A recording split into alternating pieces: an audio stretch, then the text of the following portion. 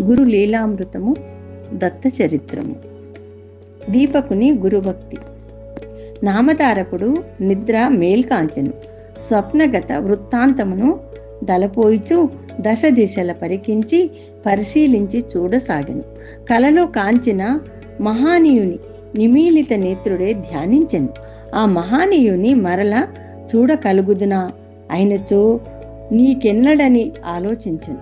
పులి చర్మమును ధరించి భస్మలేపనము నరించుకొని ముఖమున దివ్యతేజము వెల్లివిరియనుక సిద్ధ పురుషుడు అతని కట్టెదుట కనిపించెను. అంతకుముందే స్వప్న సందర్శన మొసగిన యోగ పుంగవుని అచ్చుగ్రుద్దినట్లుగానున్న ఈ పుణ్యపురుషుడెవరని వితర్కరించుకొని, దయామయ, మిమ్ములను చూడ నా ఆధ్యాత్మిక ఆది భౌతిక ఆది దైవికములనెడది అనేది తాపత్రయాలీల దావాగ్నుల తమంతట తామే ఉపశమింప మున్నెన్నడూ లేని ప్రశాంతత నా చిత్తమున చిగురించుచున్నది. చిమ్మ చీకటి వలె నన్ను ఆవరించిన అజ్ఞానము రూపుమాయుచున్నది. ఆత్మానాత్మ వివేకముదయించుచున్నది. స్వాత్మానందర సానుభూతి నాలో నెలకొనుచున్నది. ధన్యుడనైతిని స్వామి, ధన్యుడనైతిని. మహాత్మా తామెవరు? తమ శుభ నామ దేయమేయది, తామెచ్చటి నుండి ఇచ్చట కరుదించితిరి అని నామధారకుడు సిద్ధపురుషుని సవినయముగా ప్రశ్నించెను. అందులకు సిద్ధపురుషుడు నామధారకునితో నిట్లు తెలిపెను. ఓయి, నేను శ్రీ నృసింహ సరస్వతి యతిచంద్రుని శిష్యుడను. భక్తులనుద్ధరింప భూమిపై శ్రీ దత్తప్రభువులు నృసింహ సరస్వతి స్వామి రూపమును దాల్చి ఉన్నారు. పరబ్రహ్మ స్వరూపులకు మా గురువుల కృపాపేక్షచే అనిమాదృష్ట సిద్ధులు నాకు లభించినవి. తీర్థయాత్రలను సేవించుచు నేనెల్ల తావుల సంచరించుచుండును. భీమ అమరజా నదుల కూడలి ప్రాంతమున గల గంధర్వ నగరమున అంటే గానగాపురము శ్రీవారు నెలకొని ఉన్నారు. సర్వసంగ పరిత్యాగ మహానీయుని భావాప్తి పోతమనియు సంసార తాపత్ర్యముల తకుల్కొన్నవారు కామధేనువనియు కల్పవృక్షమనియు కొనియాడుదురు. గురువరేణ్యులు తనను సేవించిన వారికిని స్మరించిన వారికిని సర్వాభీష్ట సిద్ధి నొసగుదురు. శ్రీవారి భక్తులు దారిద్రము దైన్యము నుందరు. వారి గృహములు సిరి సంపదలకు పాడి పంటలకు నలావాలమై పిల్లలు పాపల చే కలకలలాడుచూ పూల తోటల వలె కనుల పండుగగా విలసిల్లును. సిద్ధపురుషుని వచనామృతమును నామధారకుడు మనసార గ్రోలి ఆనంద పారవశ్యమున, యోగి పుంగవా, శ్రీవారి యశచంద్రికలు దశ దిశలు వ్యాపించినను ఒక్క వెలుతురు కిరణమైనను నాపై ప్రసరింపకుండుటకు కారణమేమి? నేను శ్రీ నరసింహ సరస్వతి స్వామివారి నెల్లవేళలా నేమరక స్మరించుచుందును.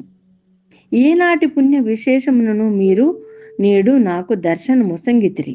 మీ పాద పద్మములను బట్టి ప్రార్థించుచున్నాను. నా ఈ సంశయమును తీర్చి శ్రీ గురుమూర్తి కృపాభిక్ష నాకు లభింపచేయుడని పల్క సిద్ధపురుషుడు నామధారకునితో ఇట్లు వివరించెను. వత్సా, శ్రీచరణుల అవ్యాజ కరుణా కటాక్ష వీక్షణములెల్లడలా ప్రసరించుచుండును. సంధ్యము లేదు.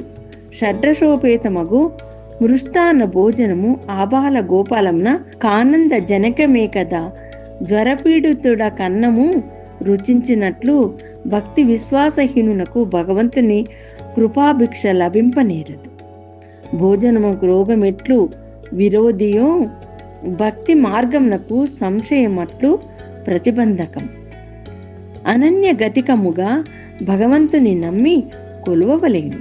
ఈ కొలువునందు భక్తి సన్నగిల్లరాదు, విశ్వాసము చలించకూడదు. అప్పుడు భక్తి మార్గము పూలబాటగా రూపొందును. ఇహపర సుఖములు కర తలామలకములై యొప్పును. సంశయ మేఘములు నీ మది నావరించి ఉన్నందున నీకి దైన్యం ఏర్పడినది.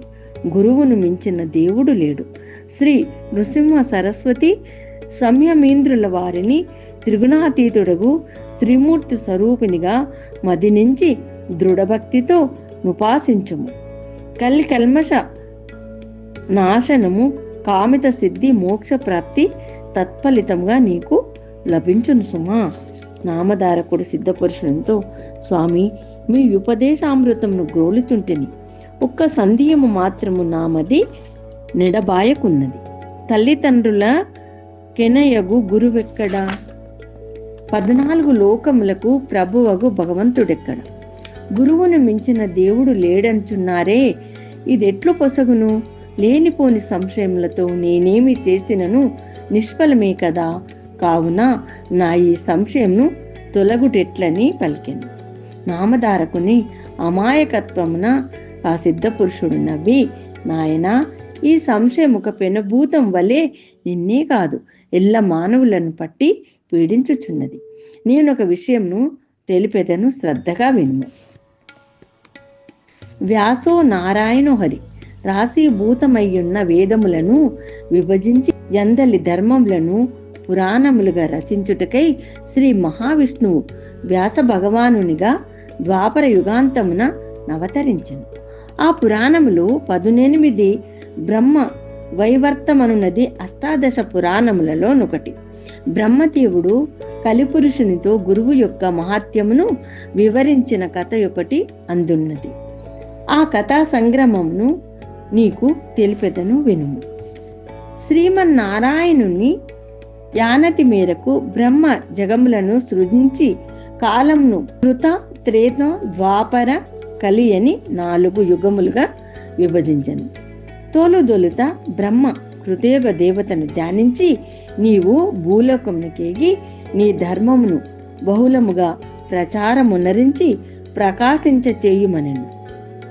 యజ్ఞోపవీతము రుద్రాక్షమాలలను ధరించి సత్యవ్రతమును అవలంబించి జ్ఞాన వైరాగ్యములతో మూర్తిభవించిన కృతయుగ దేవత చతురాననునకు వందనమాచరించి, మహాప్రభు, భూలోకవాసులు సర్వసామాన్యముగా నబద్ధములాడుదురు. మాయామోహితులు మూఢులైనందున వారొకరినొకరు నిందాపవాదములచే ద్వేషించుకొనుచుందురు. అట్టి తావునకు నేనెట్లు పోగలనని విన్నవించుకొనెను.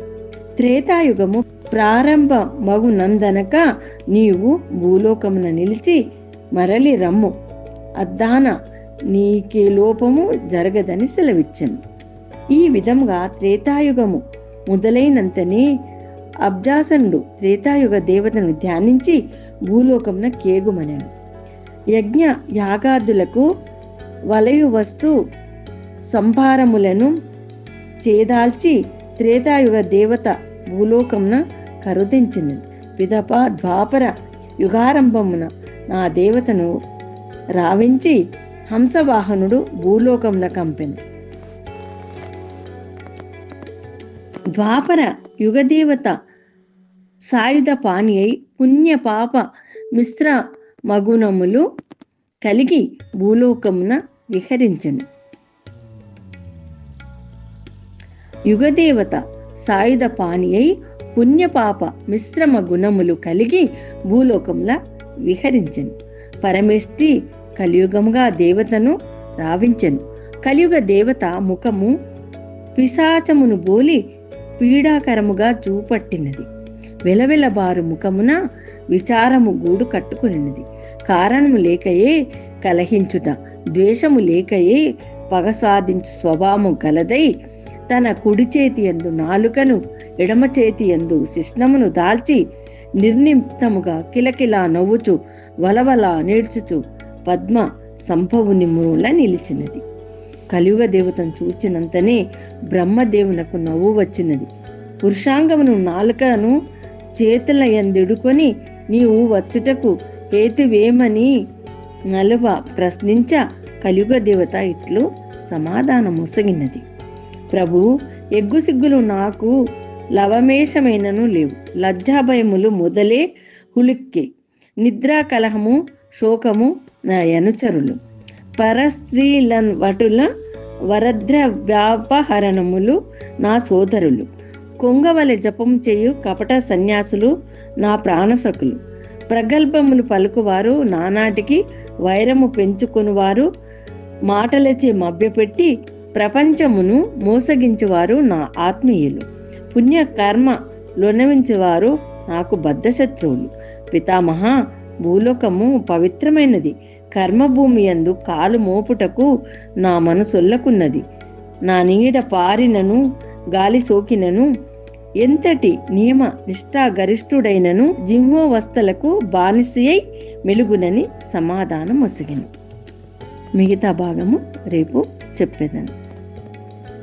దిగంబరా దిగంబరా శ్రీపాదవల్లభ దిగంబరా, దిగంబరా దిగంబరా శ్రీపాదవల్లభ దిగంబరా.